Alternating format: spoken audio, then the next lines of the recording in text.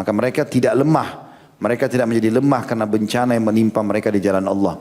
Yang puncaknya adalah jihad. Setelahnya adalah semua bencana di jalan Allah. Bencana dalam menuntut ilmu, ya, mungkin godaan orang, dihina segala macam, ditolak ilmunya, apalah. Mungkin dalam perdagangan gagal usahanya, mungkin dalam rumah tangga dia harus nasihatin pasangannya, mungkin anak-anaknya dia bersabar dalam memperbaiki mereka. Ini semua adalah bencana di jalan Allah Subhanahu wa taala yang kita disuruh bisa melaluinya. Tantangan hidup itu untuk dihadapi, bukan dihindari. Percuma. Kalau untuk menghindari percuma. Akan ada tantangan yang lain Allah berikan. Tapi kalau yang benar adalah kalau ada tantangan depan mata, hadapi. Kita hadapi dan senjata terkuat adalah sabar. Terima dulu itu takdir Allah. Kemudian kita ikhtiar cari jalan keluarnya. Seperti itulah.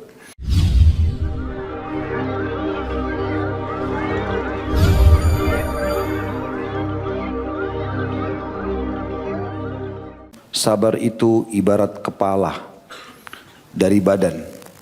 Bagaimana bisa badan berjalan tanpa kepala? Dalam arti kata, memang senjata seorang muslim selain melawan kebatilan, selain berargumentasi yang kuat, selain juga segala macam termasuk harta yang halal yang dikorbankan untuk mempertahankan kebenaran, juga senjatanya adalah sabar. Dan sabar ini hanya bisa dimiliki oleh orang yang berilmu. Karena kalau dia sudah punya ilmunya baru dia bisa bersabar. Kalau tidak tentu tidak akan pernah bersabar. Karena orang-orang yang berilmu pasti tahu. Dan itu sebabnya juga kenapa kita pelajari pada kesempatan ini insyaAllah. Semoga kita termasuk orang-orang yang sudah punya ilmu. Terutama dalam masalah bab sabar ini. Bagaimana dia adalah bagian daripada karakter dan perangai. Dan harus dijadikan sebagai karakter dan perangai oleh setiap muslim. Allah subhanahu wa ta'ala menyebutkan dalam banyak dalil berhubungan dengan masalah agar menjadikan sabar sebagai senjata. Dan definisi sabar kata ulama adalah menerima takdir Allah dan ikhtiar mencari jalan keluar. Itu adalah sabar. Apapun sifatnya, baik masalah itu kecil ataupun besar, ya semuanya diikuti dengan sabar. Yaitu menerima dulu itu sebagai keputusan dari Allah. Baik itu adalah sebuah nikmat ataupun sebuah cobaan yang kita anggap sesuatu yang kita tidak senangi. Karena enggak mungkin terjadi kecuali dengan takdir Allah subhanahu wa ta'ala. Dan kata Hudzaifah radhiyallahu anhu, Allah tidak pernah menetapkan sebuah hukum kecuali Allah ingin hukum itu diterima. Walaupun kita tidak suka. Ya, apapun sifatnya, gangguan orang, orang utang tidak bayar, orang mencaci maki, hilangnya harta, bangkrutnya harta, hilangnya orang yang kita cintai, semua itu adalah cobaan Allah subhanahu wa ta'ala. Allah timpakan kepada hambanya yang dia inginkan dan disitulah Allah menguji hambanya. Dia sabar atau tidak. Kita akan dengarkan insyaAllah beberapa dalil atau banyak dalil juga contoh-contoh tentang masalah sabar ini. Yang pertama diangkat oleh penulis ini adalah firman Allah yang maha suci dan maha pemurah dalam surah Al-Imran ayat 146. A'udzu billahi minasyaitonir rajim wa ka'ayyin min nabiyyin qatala ma'ahu ribbiyuna katsir. Qatala ma'ahu ribbiyuna katsirun fama wahanu lima asabahum fi sabilillah wa ma dha'ufu wa mastakanu wallahu yuhibbus sabirin. Dan betapa banyak nabi yang bersama mereka berperang sejumlah besar dari pengikutnya yang bertakwa. Mereka tidak menjadi lemah karena bencana yang menimpa mereka di jalan Allah. Dan tidak lesu dan tidak pula menyerah kepada musuh. Dan Allah menyukai orang-orang yang sabar. Jadi kita ambil potongan akhir ayat ini. Wallahu yuhibbus sabirin. Allah sangat mencintai orang-orang yang sabar. Berarti Allah menciptakan cobaan agar hambanya sabar, menerima itu sebagai keputusan dari Allah, kemudian dia ikhtiar cari jalan keluar. Tentu tidak akan ada makna dan garam kehidupan kita, maksudnya kayak makanan itu ada garamnya. Tidak akan ada kenikmatannya kalau tidak ada cobaannya.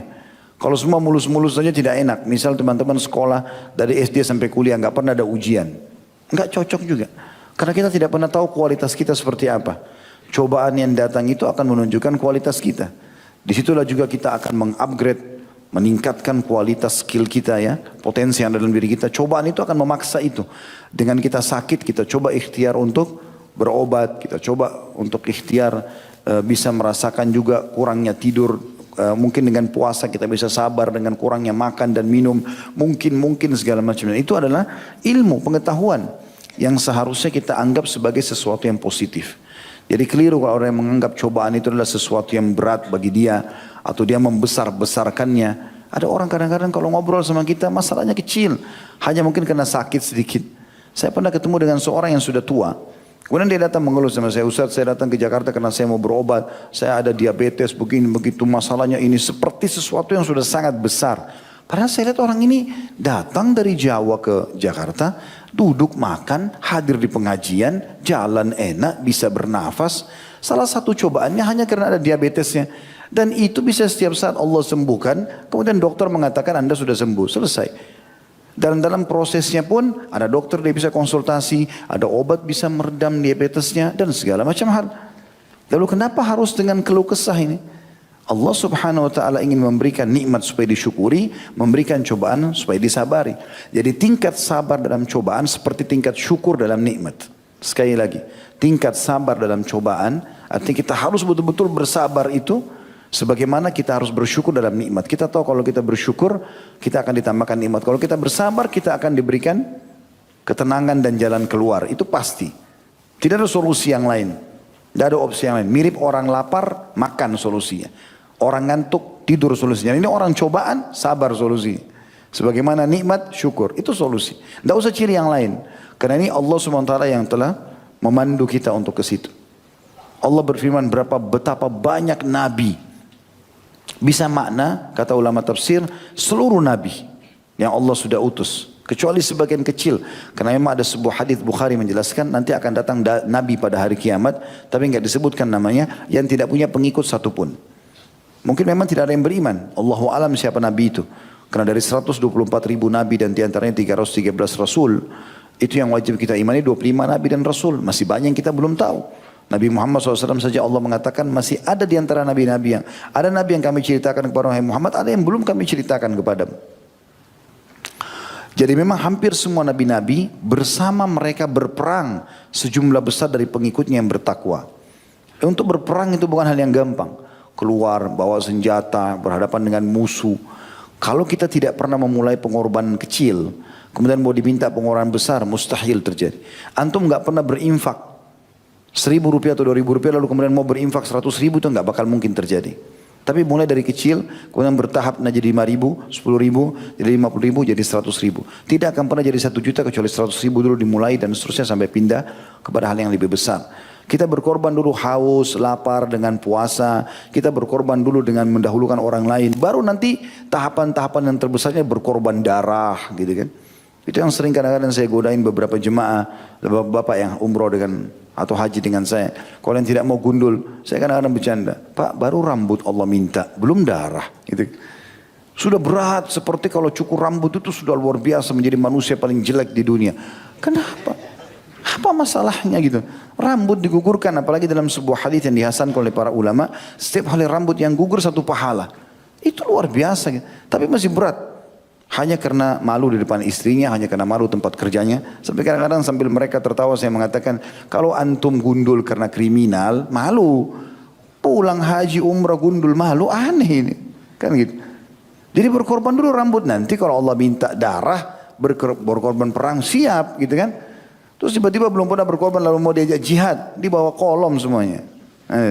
Nggak bakal berani gitu loh.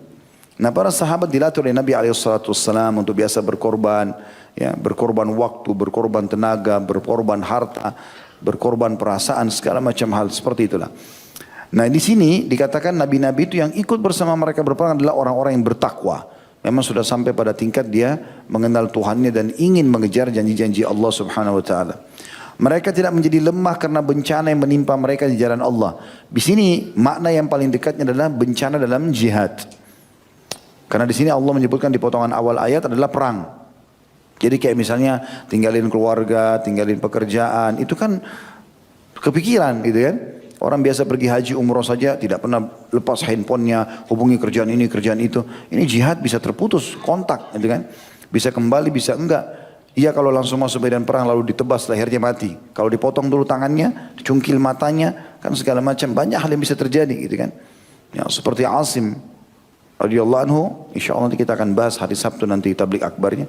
Bagaimana beliau dibunuh oleh musuh dan berusaha untuk diambil batok kepalanya. Gitu kan. Dipotong untuk diberikan kepada tokoh-tokoh Mekah gitu kan, supaya ditebus, ya, supaya dibayar. Dan banyak sahabat-sahabat Nabi yang menghadapi masalah-masalah seperti itu. Tapi karena mereka, nanti di closing hadisnya, penutupan ayatnya dijelaskan mereka sabar, maka mereka tidak lemah. Mereka tidak menjadi lemah karena bencana yang menimpa mereka di jalan Allah. Yang puncaknya adalah jihad, setelahnya adalah semua bencana di jalan Allah. Bencana dalam menuntut ilmu, ya, mungkin godaan orang, dihina segala macam, ditolak ilmunya, apalah. Mungkin dalam perdagangan gagal usahanya, mungkin dalam rumah tangga dia harus nasihatin pasangannya, mungkin anak-anaknya dia bersabar dalam memperbaiki mereka. Ini semua adalah bencana di jalan Allah Subhanahu wa taala yang kita disuruh bisa melaluinya. Tantangan hidup itu untuk dihadapi, bukan dihindari. Percuma. Kalau untuk menghindari percuma. Akan ada tantangan yang lain Allah berikan. Tapi kalau yang benar adalah kalau ada tantangan depan mata, hadapi. Kita hadapi dan senjata terkuat adalah sabar. Terima dulu itu takdir Allah. Kemudian kita ikhtiar cari jalan keluarnya. Seperti itulah. Dan tidak juga lesu dan tidak pernah menyerah kepada musuh. Dia tidak pernah menyerah kepada syaitan, manusia dan jin yang berusaha melemahkan iman, menggoyahkan, ya. Tidak ada sama sekali. Dan orang-orang beriman selalu kokoh menerima keputusan Allah SWT. Sebagaimana dia nikmat bersyukur dengan nikmatnya makanan, minuman, dia juga merasa nikmat dengan kesabaran yang Allah berikan pada saat musibah sedang datang, gitu kan. Urwah bin Zubair rahimahullah, dia kakinya satu diamputasi, anaknya mati. Begitu dia pulang ke Madinah, orang-orang pada takziah ke rumahnya, lalu mengatakan sabarlah, beginilah, begitulah. Pada saat dia lihat banyak orang ngomong, langsung dia mengatakan, sebentar, jangan pernah ada yang mengucapkan kata-kata menyedihkan bagi aku. Karena ketahuilah, Allah telah memberikan aku 4 atraf. Atraf itu kayak 2 tangan, 2 kaki. Allah ambil 1, saya masih punya 3. Alhamdulillah. Allah berikan saya 4 anak. Allah ambil 1, saya masih punya 3. Alhamdulillah. Jadi luar biasa bagaimana mereka bisa melihat justru dari sisi yang lain. Pada saat sebuah nikmat Allah angkat, Allah berikan masih banyak nikmat yang tertinggal, kan begitu. Seperti tadi misalnya, saya kasih contoh ada orang mungkin belum punya kerjaan. Tapi kan Allah masih kasih dia mata, masih kasih telinga, masih kasih tangan, masih kasih waktu, masih bisa tidur, masih bisa makan, masih banyak temannya. Ada orang punya keluarga, cuma tidak ada kerjaan. Itu saja. Baik, sabarlah. Coba terima sebagai putusan Allah, tetap ikhtiar, cari jalan keluar. Kan seperti itu. Dan seterusnya. Dan Allah mengatakan setelah itu, dan Allah menyukai orang-orang yang sabar. Kata beliau, sabar secara bahasa adalah menahan dan mengendalikan. Seperti perkataan orang, fulan terbunuh karena ia sabar. Maksudnya apabila dia mengendalikan dan menahan diri. Seperti bunyi firman Allah yang maha suci dan maha pemurah dalam surah Al-Kahfi ayat 28. A'udzu billahi minasyaitonir rajim. Wasbir nafsaka ma'al ladzina yad'una rabbahum bil ghadati wal 'ashyi yuriduna wajha. Dan bersabarlah kamu bersama dengan orang-orang yang menyeru Rabb mereka pada pagi dan sore hari karena mengharap wajahnya. Artinya tahan hawa nafsumu, tahan gejolak untuk melakukan pelanggaran-pelanggaran. Ya, sebagaimana pernah kita jelaskan, sabar ada 3 tingkatan. Sabar dalam mengerjakan ketaatan kepada Allah Subhanahu wa taala, bangun sholat malam, berpuasa di siang hari, masuk ke dalam masjid, pergi ke masjid kalau sholat dan segala macam hal. Ini butuh kesabaran. Begitu juga dengan sabar dalam meninggalkan kemaksiatan, peluang-peluang untuk berzina, untuk berbohong, untuk menipu, semua ada. Sabar. Kalau lagi datang, sabar. Antum ngomong sama diri antum sendiri, sabar. Sabar, sabarkan diri sendiri antara antum sama Allah SWT dengan jiwa antum.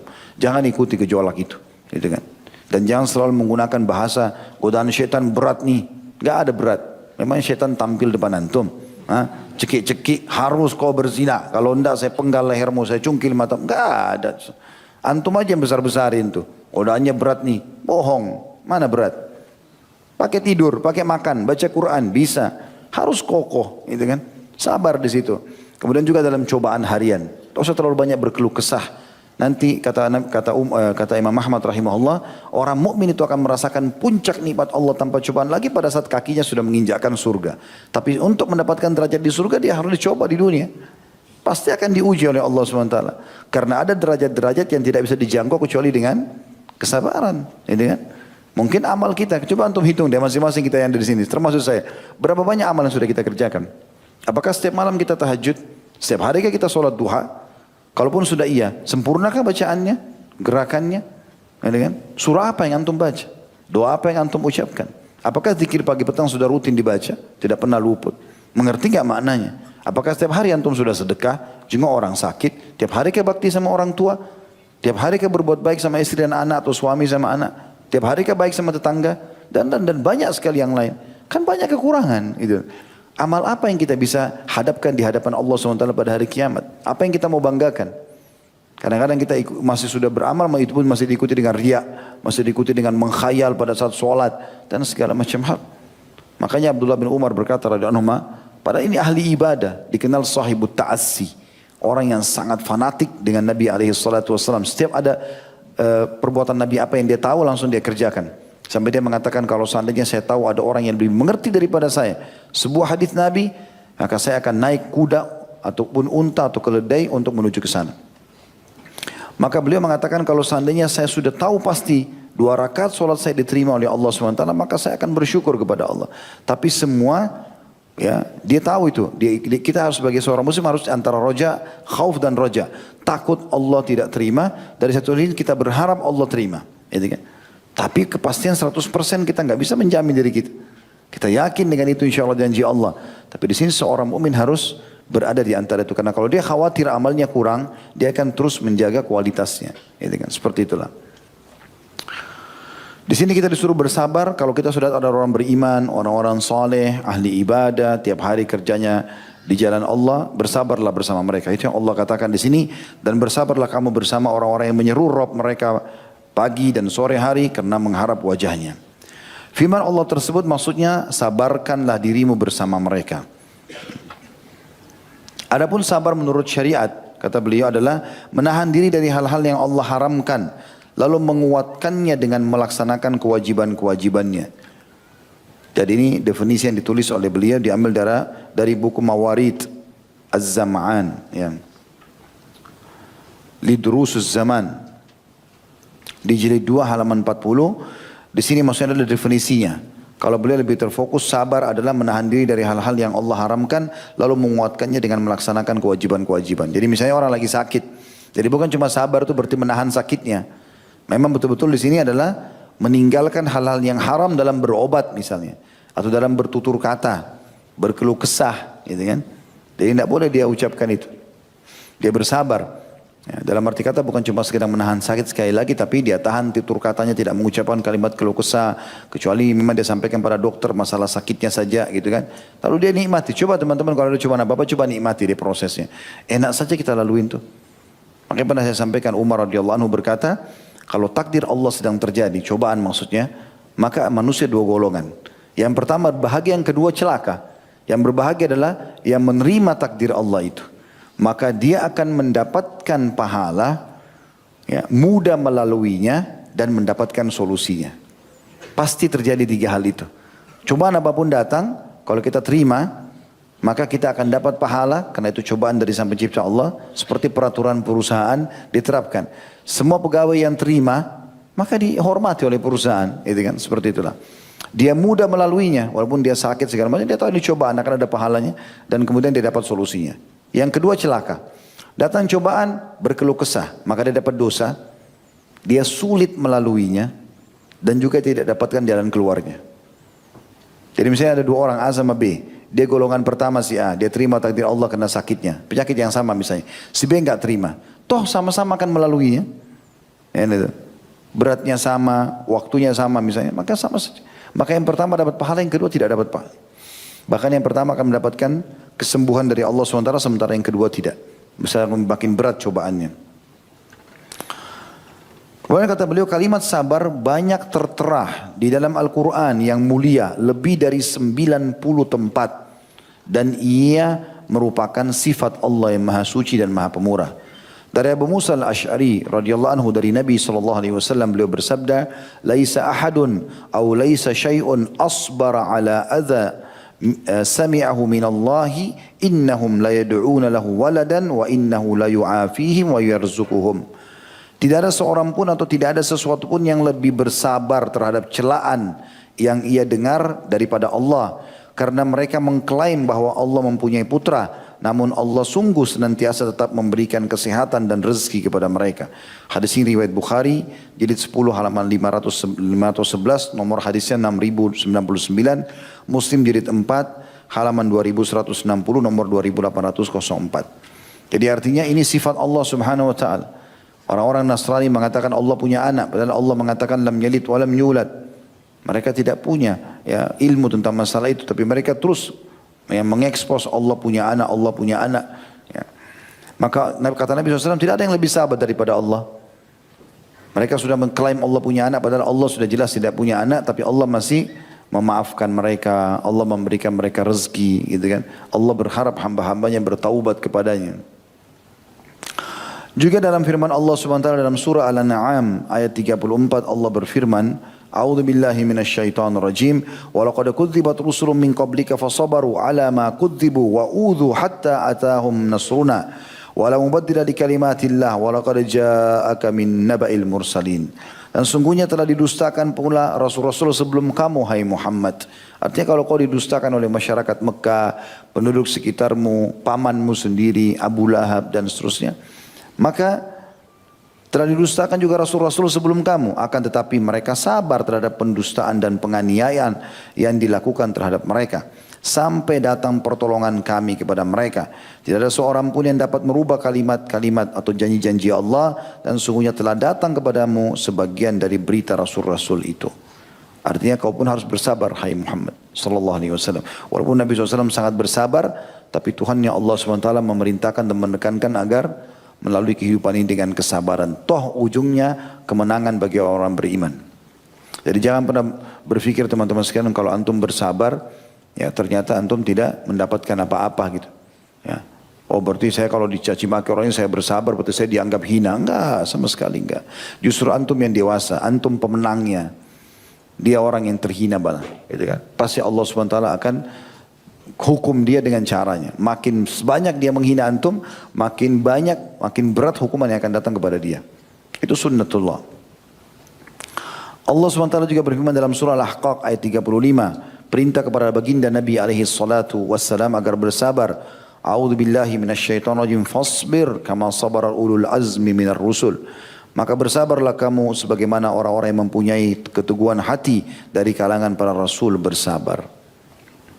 Sabar juga merupakan sifat orang-orang yang beriman dan bertakwa. Jadi yang pertama tadi, kalau teman-teman yang pegang buku bisa ditulis angka 1 di situ ya. Di halaman 78 ada tulisan di setelah dalil hadits Abu Musa al-Asy'ari lalu ada kalimat sabar merupakan sifat para nabi dan utusan-utusan Allah. Bisa ditulis angka 1 di situ.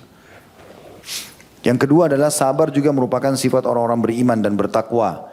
Sebagaimana Allah yang Maha Suci dan Maha Purna telah berfirman di dalam surah Al-Baqarah ayat 177. A'udzu billahi minasyaitonir rajim was-sabirina fil ba'sa'i wad-dharra'i wa hinal ba's ulaika alladziina shadaqu wa ulaika humul muttaqun. Dan orang-orang yang bersabar dalam kesempitan, penderitaan dan dalam peperangan.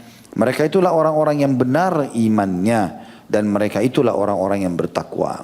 Ya, jadi di sini bersabar dalam kesempitan. Justru pada saat cobaan lagi datang, antum lagi butuh uang, tidak ada uangnya, lagi mau bayar utang dikejar-kejar orang, belum ada uangnya, lagi butuh kesembuhan, lagi sakit berat, gitu kan. Segala macam hal. Lagi butuh pertolongan, tidak ada yang tolong, bersabar dalam kesempitan. Penderitaan datang. Ya, kita boleh ikhtiar, antum sakit silakan. Karena kata Nabi SAW, Allah tidak turunkan penyakit kecuali turunkan bersamanya obatnya, gitu kan. Maka di sini kita disuruh untuk bisa berikhtiar, bertobat, berobat, gitu kan. Tapi bukan berarti berkeluh kesah sana sini. Semua orang harus tahu penyakitnya. Gitu.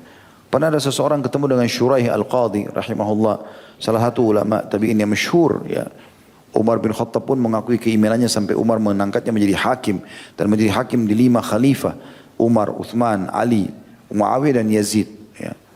Radhiyallahu anhu ini menjadi hakim pada saat itu. Ada orang anak muda datang depannya berkeluh kesah. Didatangi sampai dia lalu kemudian dia mengatakan, hai anak muda, mendekatlah. Apa kau lihat mataku ini dipegang, mata kanannya. Mataku ini sudah 5 tahun atau 10 tahun gitu dia bilang. Saya tidak melihat. Tapi belum pernah saya keluhkan kepada siapapun dan baru kau yang tahu. Maka bersabarlah dalam cobaan yang sedang datang.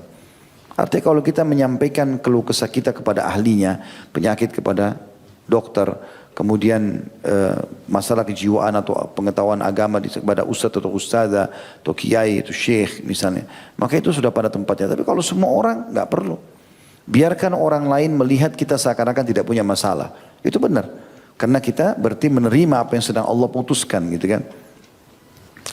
Itu yang dimaksud di sini, orang-orang yang bersabar dalam kesempitan, penderitaan dan dalam peperangan juga butuh kesabaran. Karena meninggalkan keluarga tadi saya bilang, meninggalkan pekerjaan, bisa ditangkap oleh musuh dan seterusnya. Mereka itulah orang-orang yang benar imannya, dan mereka itulah orang-orang yang bertakwa. Allah telah memerintahkan agar bersabar, seraya berfirman juga dalam surah Al-Imran ayat 200. Ini kepada orang-orang beriman. Ya ayyuhalladzina amanu isbiru wasabiru warabitu wattaqullaha la'allakum tuflihun. Hai orang-orang beriman, bersabarlah kamu dan kuatkanlah kesabaranmu dan tetaplah bersiap siaga di perbatasan negerimu dan bertakwalah kepada Allah supaya kamu beruntung. Yang kita garis bawahi adalah kalimat pertama atau anjuran pertama Allah SWT, dan yang kedua isbiru wasabiru. Sabarlah dan kemudian kuatkan sabarmu. Maksudnya jangan cuma sehari, jangan cuma sekali. Sabar aja sampai dapat jalan keluar. Tak usah berkeluh kesah sampai dapat jalan keluar. Kata Nabi SAW, semua itu, segala sesuatu Allah ciptakan dari kecil menjadi besar, kecuali cobaan. Allah ciptakan besar, kemudian dia jadi kecil. Jadi sebenarnya pukulan itu memang di awal saja. Setelah berjalan beberapa waktu kita akan anggap biasa tentunya. Allah juga memerintahkan orang beriman agar selalu menjadikan sabar sebagai senjata dan alat untuk kemenangan. Begitu juga dengan sholat yang bunyinya dalam Al-Baqarah 153, A'udzubillahi minasyaitonirrajim, ya ayyuhalladzina amanu ista'inu bis-sabri was-salah innallaha ma'as sabirin. Hai orang beriman, jadikanlah sabar dan sholat sebagai penolongmu. Sesungguhnya Allah beserta orang-orang yang sabar. Maksudnya Allah selalu akan menolong dia, memberikan jalan keluar dari cobaannya. Di sini kita disuruh meminta tolong kepada Allah dengan sabar dan sholat. Ya. Ada sholat teman-teman sekalian yang mungkin jarang di antara muslimin melakukannya itu. Padahal ini termasuk sholat sunnah. Ya. Bahkan sholat-sholat inilah yang dilakukan oleh banyak para nabi-nabi. Termasuk Nabi alaihi salatu wassalam, Nabi Muhammad sallallahu alaihi wasallam mengerjakannya. Yaitu sholat tatawwu, tambahan. Ya. Jadi bisa juga sholat ini dikatakan dalam sebuah riwayat sahih, Nabi SAW kalau punya masalah beliau langsung menuju ke sholat. Sholat ini bukan duha, bukan tahiyat masjid, bukan taubat, bukan wudu.